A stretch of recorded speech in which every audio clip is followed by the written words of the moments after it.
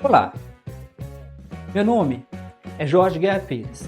Eu sou doutor em Engenharia da Informação, focado em Bioinformática. Ultimamente, eu tenho escrito vários livros. Eu decidi dedicar parte desses livros ao conceito de divulgação científica. Então, neste podcast, você vai ver vários episódios sobre assuntos bem variados. Esses assuntos envolvem política, religião, e todos eles tentam trazer a ciência para um público geral.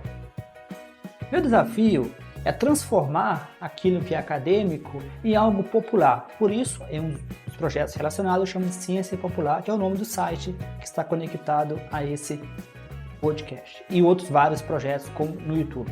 Então, você é convidado a compartilhar, a deixar as pessoas saberem desse projeto e que possamos alcançar um número máximo de pessoas. Então, boa experiência e bom aprendizado. Então, vamos dar as boas-vindas a todo mundo para mais um mergulho profundo hoje. Eu estou super animada para nossa pauta. Com certeza. Hoje a gente tem uma análise bem rigorosa e, olha, eu diria que bastante instigante sobre um conflito que parece eterno. Aquele velho embate entre ciência e religião, né? Exato. E nossa exploração de hoje vai ser guiada por um material bem específico. A gente vai destrinchar um áudio super detalhado do pesquisador, escritor e PhD em bioinformática, o Jorge Guerra Pires. E nesse áudio ele faz uma análise minuciosa de uma entrevista lá do canal do professor Daniel Gontijo com a bióloga Ana Bonassa, que é uma Testemunha de Jeová. Isso mesmo. E para dar ainda mais base para nossa conversa, a gente também vai trazer o contexto de alguns livros do próprio Jorge. Tipos de Bíblia, né? Sim, e o mais recente dele, chamado O Paradoxo de Einstein, Ciência, Ética e o Deus Cósmico. Olha, o título já promete bastante, mas antes da gente entrar de cabeça nisso, eu preciso deixar um aviso de imparcialidade aqui, que é fundamental para quem está ouvindo a gente. Bem lembrado. É super importante fazer esse alinhamento. Pois é. O material de origem que a gente vai analisar hoje contém críticas bem diretas, críticas bem contundentes ao cristianismo e algumas figuras públicas também. E o nosso papel aqui não é tomar partido. De jeito nenhum. A gente não está aqui endossando visões ateístas ou religiosas e muito menos atacando as crenças de quem quer que seja. A nossa missão hoje é puramente relatar de forma neutra. Relatar e analisar as ideias que o autor expressou nesse material, para a gente entender a lógica dele. Exatamente. A gente vai extrair e entender os argumentos desse autor sobre uma impossibilidade que ele aponta. A impossibilidade de harmonizar o pensamento científico com o fundamentalismo cristão. É o que ele chama de desconstruir a ideia do cientista de segunda a sexta. Sabe? Nossa, o cientista de segunda a sexta, a gente vai falar muito disso hoje. Mas para começar, acho que a gente tem que falar sobre o elefante na sala. O famoso elefante na sala. É assim que o autor introduz o problema. Sim, porque quando as pessoas falam de religião nesse debate, elas geralmente estão usando uma palavra super suave.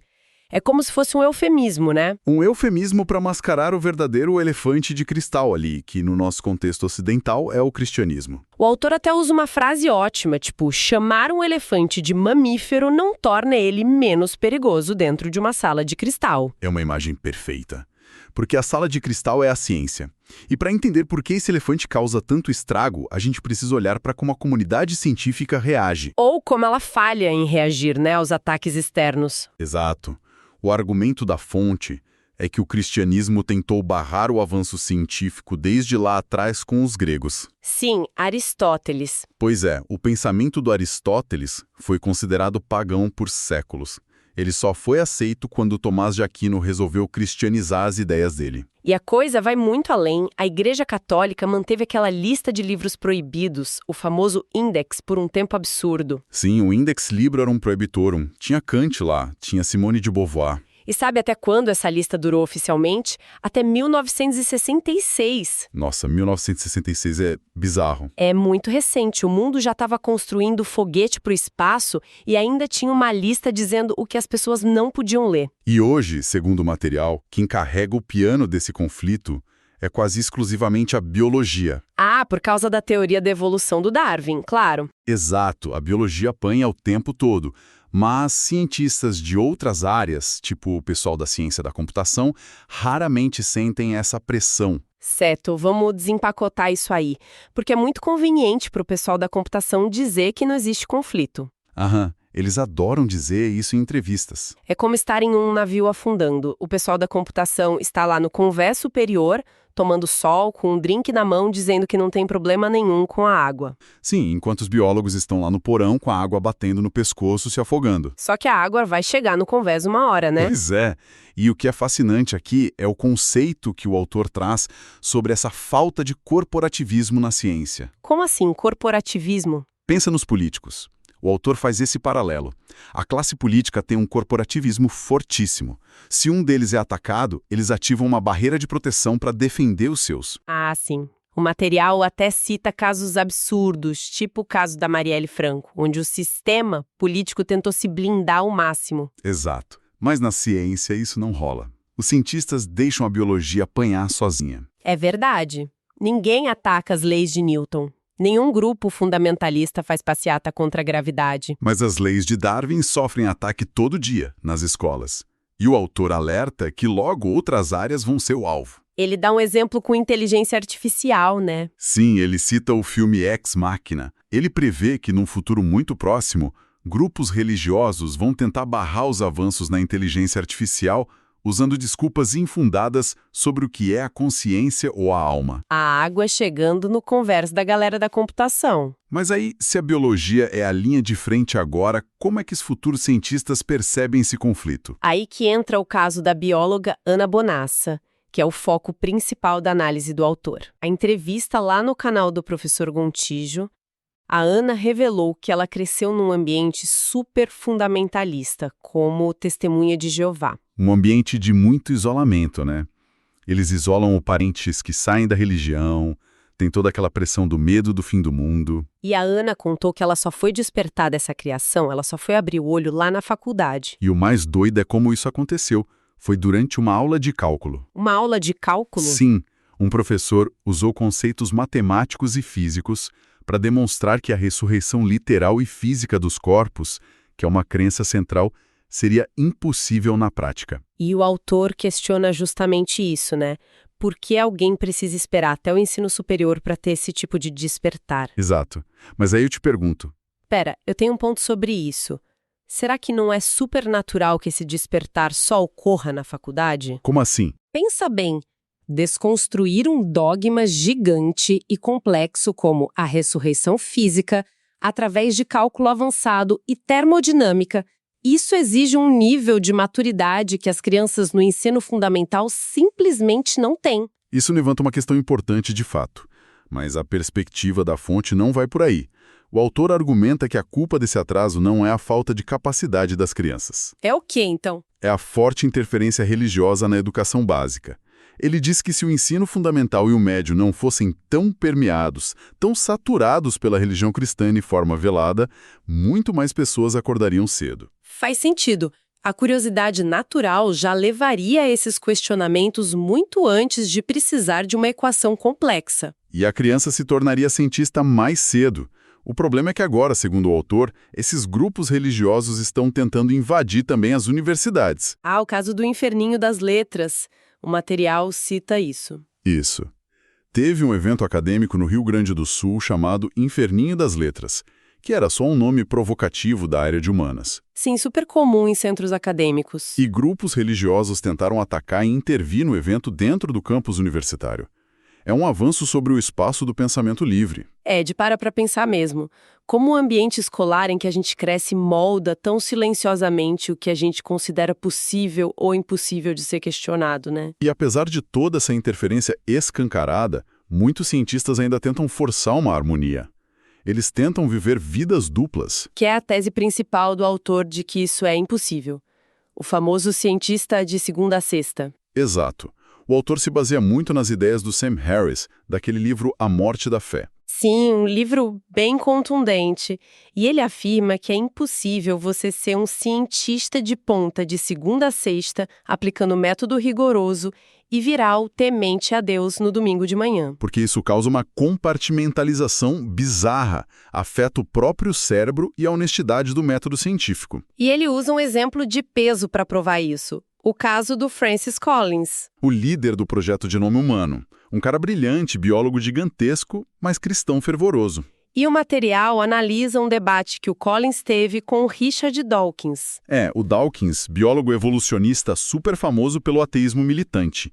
E o que acontece nesse debate é a prova dessa compartimentalização. Sim, porque o Collins levou a física e a biologia até certo ponto, mas quando o método científico bateu de frente com o limite da fé dele, ele meio que puxou o freio de mão. Ele usou a Bíblia para justificar as lacunas.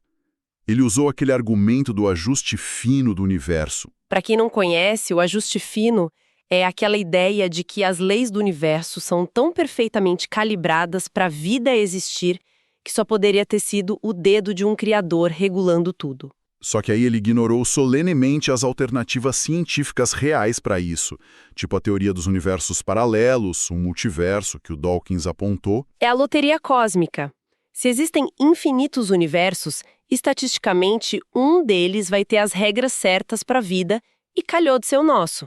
Não precisa de um afinador mágico. E a conclusão do autor é que agir como o Collins é como colocar o livro científico na entrada da igreja, entrar com a Bíblia debaixo do braço para o culto e depois fingir que nada aconteceu. Aqui é onde a coisa fica realmente interessante, e até irônica se a gente cruzar com o começo do áudio. A ironia da Ana Bonassa. Isso.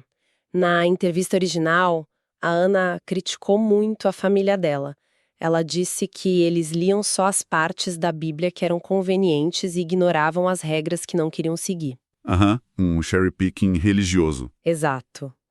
Mas segundo a fonte que estamos analisando, os cientistas que tentam harmonizar os dois mundos fazem a mesmíssima ginástica mental. É verdade. Eles aceitam a ciência e a razão até a página 10, onde é conveniente para o trabalho deles, e depois ignoram a ciência na página 11, quando fere o dogma. Se a gente conectar isso a um panorama maior, dá para entender por que isso acontece historicamente. E é isso que o autor aborda no novo livro dele, O Paradoxo de Einstein. O Einstein tentou resolver isso, não foi? Ele tentou.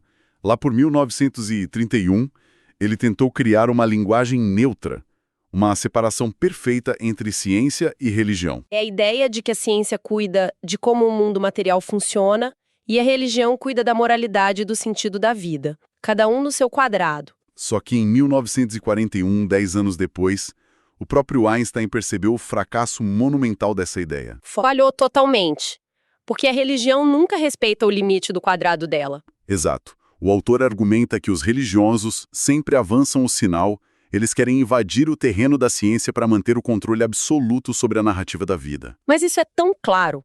Por que tantas figuras públicas brilhantes ainda forçam a barra dizendo que dá para conciliar? O material cita figuras bem conhecidas nossas, tipo a própria Ana Bonassa, o Daniel Gontijo, o Pirula. Gente que faz um trabalho de divulgação científica incrível. Sim, excelentes divulgadores. Mas o autor pontua que eles muitas vezes forçam essa suposta harmonia, não porque a lógica sustenta isso. É por quê, então? É um mecanismo de defesa, pura sobrevivência. Ah, entendi. Porque o Brasil é um ambiente extremamente tóxico para quem critica o cristianismo abertamente. Muito. O autor faz um paralelo genial com o Paulo Freire. O educador. Isso. O Paulo Freire dissecou todas as estruturas de opressão no Brasil, mas ele evitou bater de frente e criticar a Igreja Católica, que era uma instituição gigantesca de poder na época. Claro, porque se o Paulo Freire batesse na igreja, o trabalho dele de alfabetização seria cancelado na mesma hora, ele não ia conseguir chegar em ninguém. E a tese da fonte é que os divulgadores de hoje fazem a mesma coisa. Eles passam um pano para essa incompatibilidade para evitar perseguição e para não perderem o público médio. Nossa, é uma análise muito profunda do nosso cenário. Então, o que tudo isso significa, afinal? Se a gente tentar sintetizar as ideias do autor, a coexistência pacífica entre ciência e religião é puramente uma ilusão. Wishful thinking.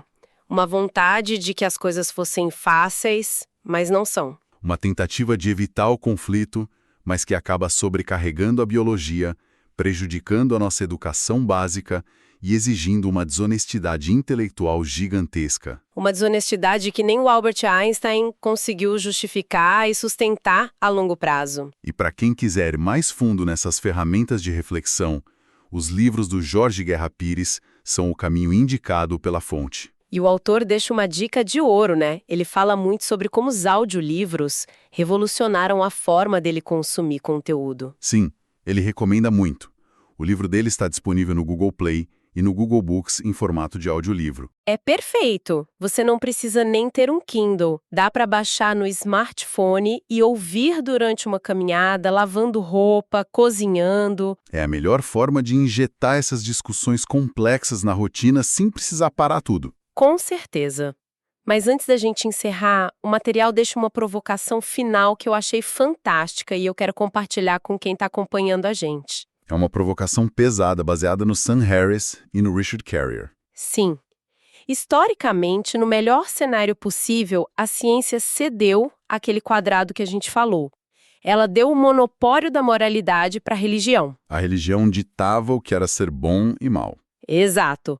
Mas, se a premissa moderna é que a ciência não deve aceitar limites, não deve ficar presa... Onde isso vai parar? Pois é, e se a moralidade humana puder e dever ser estudada de forma puramente científica? Analisando a evolução, a neurologia das nossas emoções, os nossos gatilhos de empatia, tudo é química e evolução no fim das contas. Se isso acontecer, o que vai sobrar para as instituições religiosas antiquadas, quando a ciência finalmente abrir o capô do cérebro e decodificar neurologicamente o que nos faz ser pessoas boas? É o fim do último monopólio deles. Fica aí essa reflexão instigante para a mente de quem nos ouve continuar trabalhando depois que a gente se despedir. Material denso, mas necessário. Muito obrigada pela companhia e até o nosso próximo mergulho. Você acabou de assistir mais um episódio do meu podcast Ciência para Não Cientista. Você pode entrar em contato comigo no e-mail jorgeguerrapires@yahoo.com.br, no e-mail jorgeguerrapires@yahoo.com.br. É bom sempre lembrar que eu tenho vários livros na Amazon, no Google Books. Esses livros estão em formatos bem variados, como formato impresso, e-book, Kindle, audiolivros. Então, você tem toda uma gama de escolha. Existe sempre a opção de fazer uma doação, oferecer um suporte para que eu possa manter o podcast em versão premium e possa manter os episódios por um período maior do que 3 meses, ou até mesmo deixar vários episódios maior do que 2 horas por mês, que é o meu limite. Então, eu te convido a fazer doações para o e-mail, o mesmo e-mail que eu falei anteriormente, que é jorgeguerrapires@yahoo.com.br, jorgeguerrapires@yahoo.com.br. Então, muito obrigado e continue no podcast para ver os próximos episódios e não deixe de compartilhar com seus amigos, com pessoas que possam se interessar. Um grande abraço, até mais, Jorge.